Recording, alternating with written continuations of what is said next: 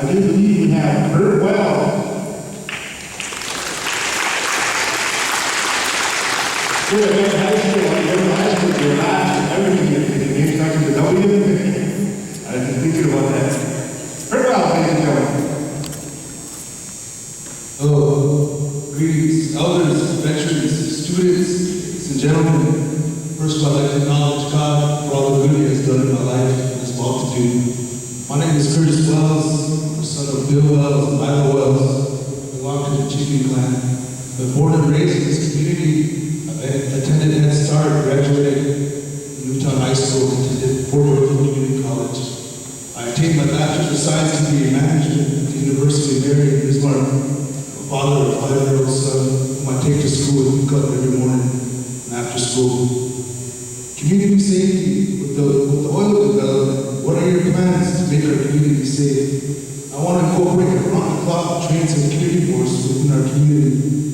Train in self-defense, equip with self-defense weapons, plan for worst-case scenarios with the ability to fight back and defend the people as well as themselves, so they do not become a victim along with the person they are defending.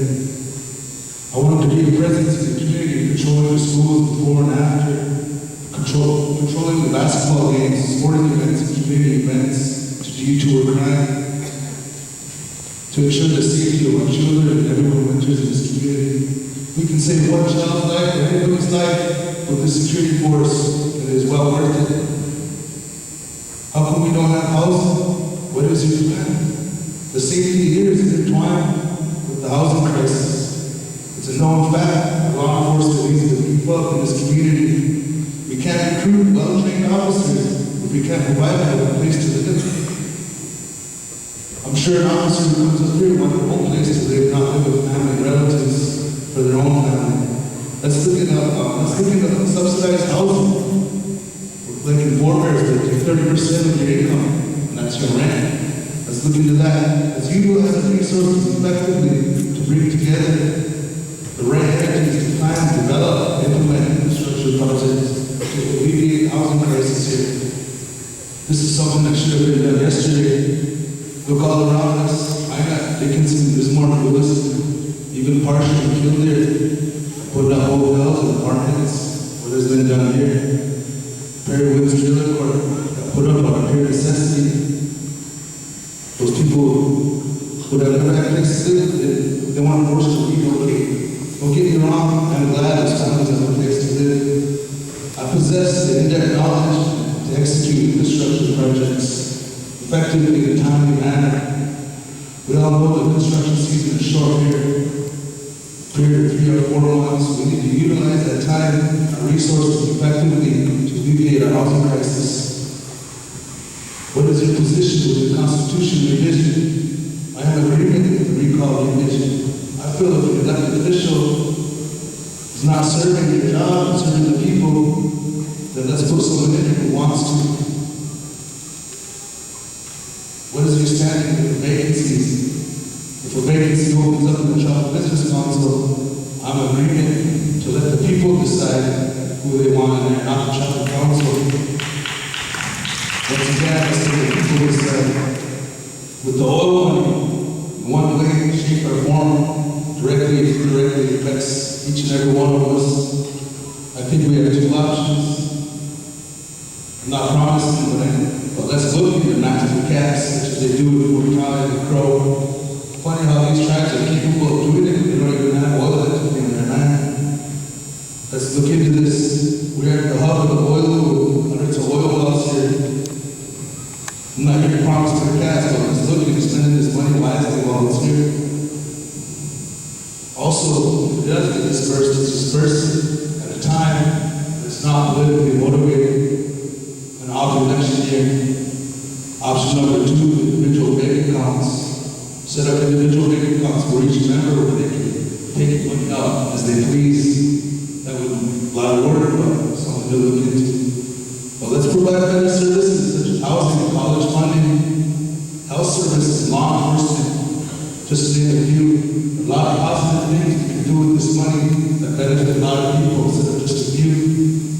Let's provide infrastructure, and you can house law enforcement personnel, EMT personnel, new college graduates hungry for jobs, the working man and the working woman, who all come together to provide a safe and healthy environment.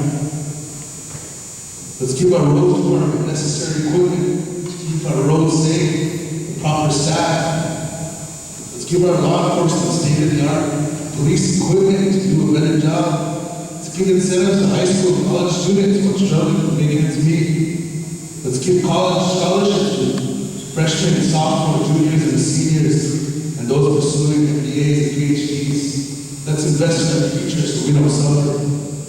Let's sit down with the directors for travel programs, high school students and elders, and veterans, hear their concerns, do something about it for once while we have a chance.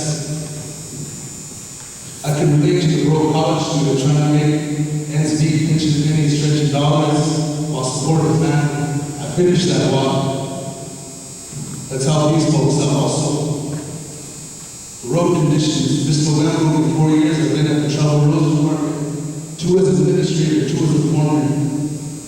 I see it firsthand. I'm at the front lines of battling the truck traffic. There are 2 parts to the equation. We know the roads being pounded from the trucks. The road system here is never designed for this kind of truck traffic they are currently under. The bottom line is the road system are VI routes need to be ripped apart and reconstructed to provide a safe route for children, elders, and emergency services. Let me provide you an example. The IA-12 at Mandarin in 2008, just to repair the potholes, was $755,000. This year the cost is well over $1 million. It's time to step up, push forward, hold the oil companies morally, financially responsible for part of the destruction they're doing. Current cost to construct the road is around $1.5 million. The IA-6 in Shell Creek is 11.2 miles. That's nearly $17 million to rip apart and build back up. It's not feasible to come up with $17 million to do it in phases. $8 million in 2 years, $5 million in 3 years, either way that gets done. My vision for viable economic development is one of the questions that was on the forum list. I looked up viable on Google search. It's capable of living, developing, germinating under favorable conditions. Basically, everyone here, a lot of people here ain't cut out to work on the oil rigs. We have carpenters, mechanics, interior designers, and cooks. How many people have a relative that can call when they have a car problem? Or ladies know a lady that can design a call out for your kids in a matter of weeks. Let's utilize these people's skills, give them favorable conditions to work under for economic development, such as set up our own Tire Loop Express, our own Hobby Lobby, that has its own website that reaches broader market. What about the elders? Plan hosting community input meetings where elders can state their issues and concerns. Let's pay back the services they provided for helping us. My closing remarks. There are 2 ways this community can go up or go down. Ask yourself which way we've been going. I realize I'm the youngest candidate in this election. People ask me, what made you run? You think you're too young? You know what you're doing? My answer to them is don't ever let anyone tell you what you can and cannot do in your life. I always want to do this. I've been motivated for this job since I was young. I always want to serve the people. We're at the heart of the oil boom. We have the most resources. We have the most to lose as a community and a tribe. The safety of our people, the land, the resources, the way of life is all at stake today. Let's not let our grandchildren say that we did the least to prevent it today. I understand. I'm fully committed to this, serving the people. I'm willing to eat this, sleep this, and breathe this. I will not go to bed at night realizing I did not give everything I had for this community, the Mandan, and the Hidatsa, and the Arikara. Thank you very much.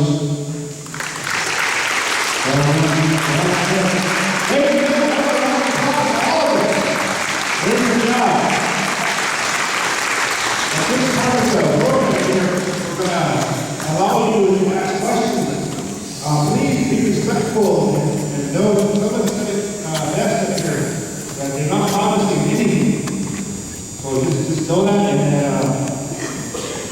be respectful, we'll have the microphone to, anybody who wants to start with their question, we'll know where to go. Questions, comments? Okay.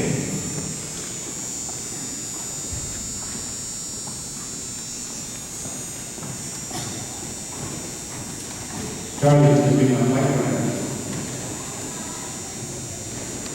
Whitney, this question is for you.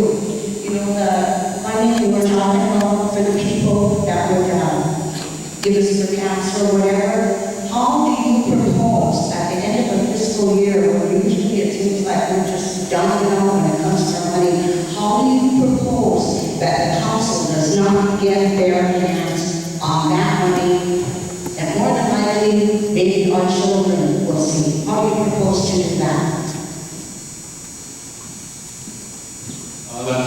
That's a very, very good question, excellent question. One of the ways that can be addressed is the budgeting process. Every year there's a budget resolution that's passed that allocates funding on the general fund side. We need to put more teeth into that resolution. The resolution is the law that the Trumbull Business Council passes. So in effect, they're passing a law that states what the expenditures will be for the year. Not go over those expenditures, put in my pamphlet, or the cost of pamphlet, or the issue under the federal finances, is follow the established budget.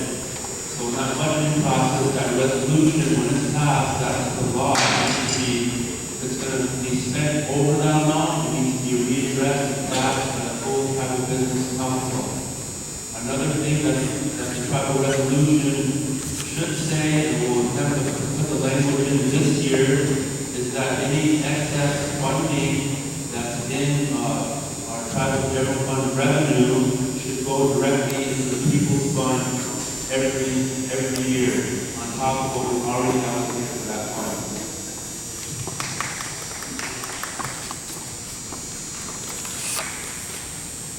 Thank you. Anybody else?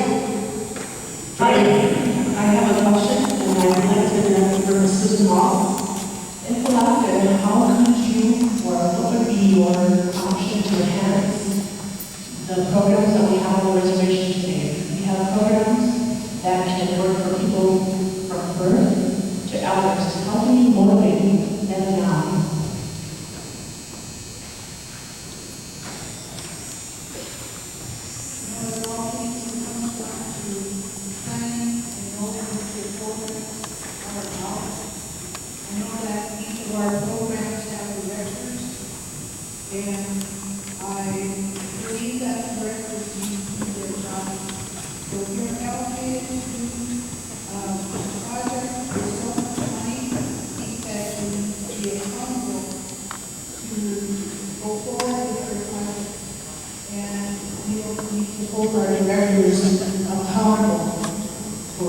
For their projects, and the tribal council needs to let these individuals do their jobs, and that we hold them accountable for their jobs they're hired to do.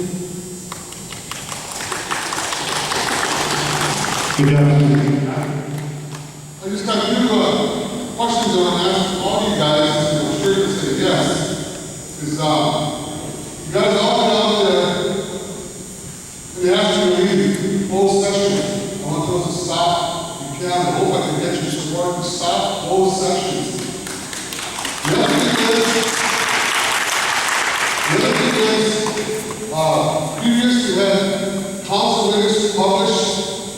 They were edited down, they were condensed down, so a lot of times you didn't get the full story, or didn't know who got closed, or who did what. It was kind of edited down to motion made by councilmen. You know, I wish we could have better minutes so that people in Montana, Harshville, people who can't go to meetings know and understand what's going on. Better minutes, no more closed sessions. Thank you. Very well. You know, newspaper, you'll see their minutes, all their council meetings, but I think that's a real good idea. Elgin? This question is for anybody that wants to take it. You know, the people here, we're all, we don't really mind in there. But when you get in there, it's what after you get in there and you start doing things, that really kind of brings down the integrity of that seed. That seed was blessed way back in the day. That's what I was told. They're still the same. They're sacred. When you start doing shady businesses in there, then your family suffers, or your children, like that. That's what I was told. So, when you're, as a tribal councilman or woman, and you want to do what's right for our people, how are you going to stop? I want to know, what's your idea? I heard a lot of good things today, but I didn't hear any answers. There was no plan. We all know the problems here on the reservation, but we want to know what you're going to do about it. If you got a flat tire, are you going to fix it? Or are you just going to drive around with a flat tire? You know? So, I need to know, what are you guys going to do when it comes down to doing business with oil companies, you know, or ranchers, subleasing, all this different stuff that we think about every day. It's kind of a hard job. I was in there before, so I know. So for you guys, I'm really interested if somebody's going to be sitting on boards, oil pipeline companies, housing boards. You know, every one of these people, a lot of these people don't really have something to do. Maybe they could do this on a housing board. Instead of the council, you got all your hands full. You got too many irons in the fire, and you're forgetting to watch your people. So, what would anybody want to take that question? Anybody? Would I take that? Hello. And yes, I do agree with you. Everybody's heard the same thing over and over. A bunch of words have been spoken. A lot of things have been said. I've been at a lot of these elections and I have to do security because sometimes they did get very ugly. But the truth of the matter is that I am, for my family, and just like you said, it will embarrass the family. Like my grandmother used to always tell me, like Leo. Leo said, she always told me that I can be the richest man in the world, but if I don't have my word, I don't have nothing. And that's the way I work. That's the reason why there's a lot of people who would call me and ask me for things, ask for help. If I say I'm going to do it, I will do it. And I can tell you each and every one of you here, if I'm not doing what I'm saying, please walk right in. Come right in and call me every name in the book. Publicize in the newspaper saying Jay Standish is a liar. You can go ahead and do that. There's going to be no repercussions and consequences because the fact of the matter is, like my grandmother used to always say, this politics right here, this seat that people hold, ain't a king or a queen type of thing. They're a voice. We do what the people says. I'm not going to sit here and try to cram stuff down your guys' throat. I'm not going to try to tell you the things that you want to hear. If there's something that you want said, something you want done, you come tell me and I'll push it for you. I will fight for you.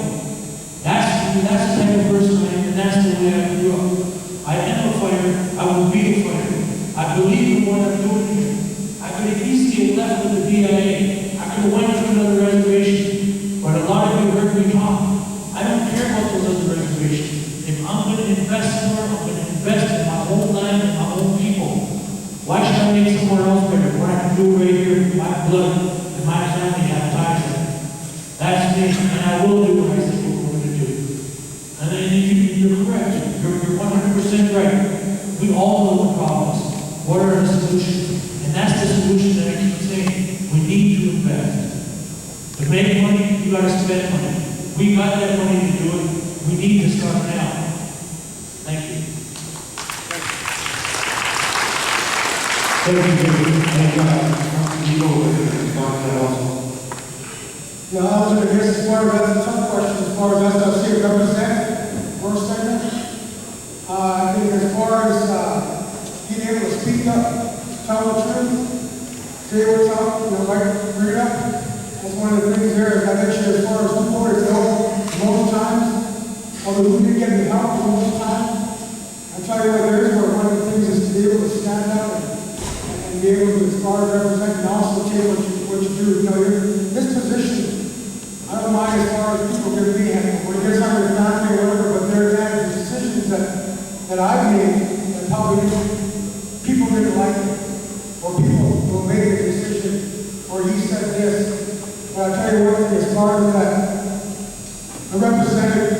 First, second, and as far as we've got to have personal coffee with other councilmen or whatever, I think it's always to work to try to get our council people to work together. Not vote 3-4, not vote, but vote from here. And I think that's one of the things there that I would like to say that I honestly, as far as I'd like to see some of that change. I don't like when people team up and try to go out somewhere because the repercussions of all that stuff there are our elders and our youth. And just like you said, it takes a lot to stand up here, but here again, I would put on the table. If there's a problem, let's talk about it. And I think that's always where I represent, and that's the way I continue to represent. No matter where I go, as far as the people, when I took that oath, I'll bring anything up. And if there's something bothering me, they say I talk too much and ask too many questions on the council. I tell you, I don't mind that because what we need to hear and know what we're doing as far as that. So I guess there's where, as far as sticking out and doing things right, hopefully that we do everything right. And that's one of the things that I think is going to be a key, is getting our biggest community together, getting some input from our members to be able to take that back to the council. Because if I can't get something passed, the numbers should be able to pass something. Thank you. Thank you. Right away. Good evening. I have some things that are important to you that moving home and hey, I go all over. A lot of you know who I am. I'm Kelly Logan.